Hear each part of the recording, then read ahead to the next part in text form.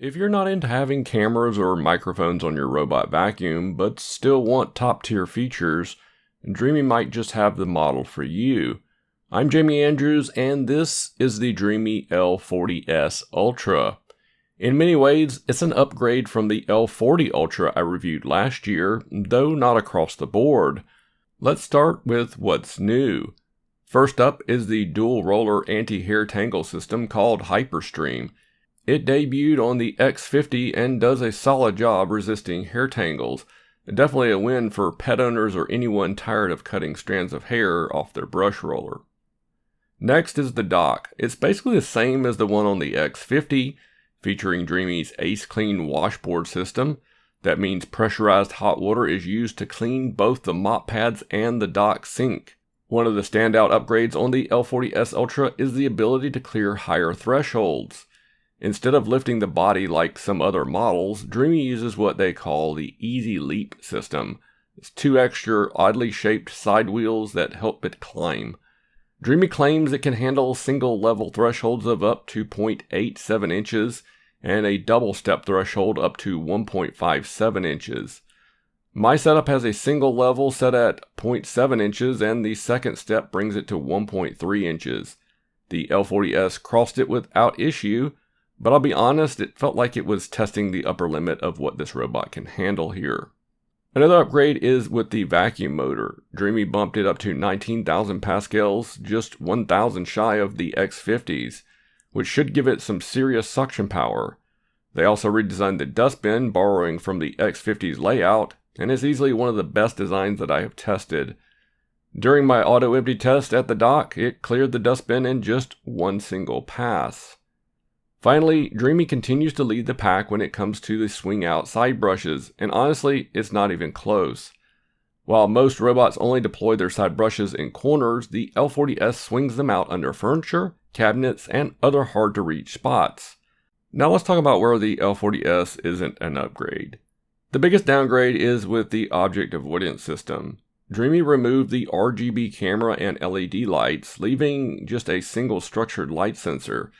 For context, structured light works by projecting a light pattern and using a low-res camera to interpret distortions in that pattern to detect obstacles. In my test, it started off okay until it hit the cord, which got badly tangled in the dual-roller system. It also bumped into and got way too close to the fake pet waste. In my second object avoidance test, it failed to avoid any of the objects.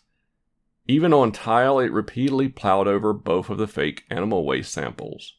I'd call the performance poor, which is really surprising to say about any Dreame robot. Another issue is you can't adjust the sensitivity of the object avoidance system to train it or even to turn it off. And without a camera, you lose features like dirt detection and remote viewing, not to mention pet snapshots. The second downgrade? Well, Dreame removed the built-in voice assistant. You can still control it with third-party systems, but it's a step back in terms of native functionality. Another downside showed up in the carpet performance test. I scattered 54 grams of rice and sent the L40s out in Max Plus vacuum mode to unleash all 19,000 pascals of suction power, and the results were fairly disappointing. It only picked up 51 grams or 94%, making it one of Dreame's weakest showings in this category. On the bright side, it did slightly outperform the original L40 in the hard floor vacuum test. I scattered 130 grams of cat litter and ran the L40s in Max Plus mode for a single pass. It managed to pick up an impressive 124 grams or 95%, which is a solid result for hard surfaces. As for the mopping test, the L40s performed slightly better than its predecessor. I used 4 milliliters of baked on hot sauce and ran the robot in deep mopping mode with 2 passes to clean up the mess. Both the L40 and L40s achieved a perfect score, but the L40s cleared it noticeably faster. After just one cleaning cycle at the dock, the mop pads were about 70% clean. A second cycle bumped that up to about 80%. So while cleaning performance is on par with the L40's dock, the hot water performance falls short. Using a temperature probe placed right at the water outlet, I measured a peak temperature of just 113 degrees Fahrenheit, and it stayed above 100 degrees Fahrenheit for just less than 30 seconds.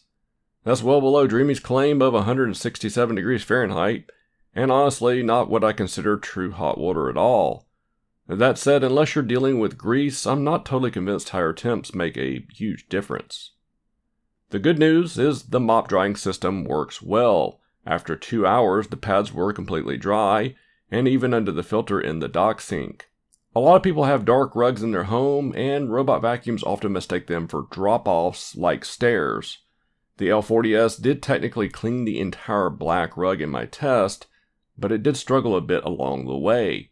Still, I'm going to call this a pass. I also noticed that the lack of a camera caused some navigation issues, or at least I think that's the reason for the navigation issues. It's kind of unlike Dreame to have navigation issues, but I've saw some here on the L40s. It would occasionally miss areas along the wall, and at times it seemed to think something was in its path, spinning in circles and avoiding spots for no real clear reason. As for the AceClean dock system, I'm not terribly impressed. I've tested on both the X50 and now the L40s, and I've never seen hot water temperatures reach anywhere near Dreame's claim. And in terms of cleaning performance, I don't think it does a better job than the traditional friction-based systems found on the X and L40. It might help extend the life of the mop pads, I'll give them that, but that's still to be determined. One thing I really wish Dreame would consider is a fully removable dock tray. That way you wouldn't have to clean anything inside the dock itself, and the competition has already moved on in that direction, and I think Dreame should too. So why would you want to consider buying the L40s over the L40? Well, to be frank, there's only a few reasons I'd recommend choosing the L40s. If you specifically want a robot vacuum without a recording RGB camera or microphone, and you're okay with a very basic object avoidance system, or maybe object avoidance just isn't a priority for you, and you have mostly hard floors with higher thresholds, then the L40s should rank high on your list. That said, you can currently save a few $100s by going with the L40 Ultra, and I highly recommend you checking out my full in-depth review on that model. I'll link that in the description below. I think you'll find it to be an incredibly well-rounded robot vacuum at an unbelievable value. Links to purchase both the L40 and the L40s are in the description, and if you found this content helpful, please consider subscribing to my channel and hitting that like button. Your support helps keep me reviewing more robots just like this. Until next time, take it easy everyone. Bye-bye.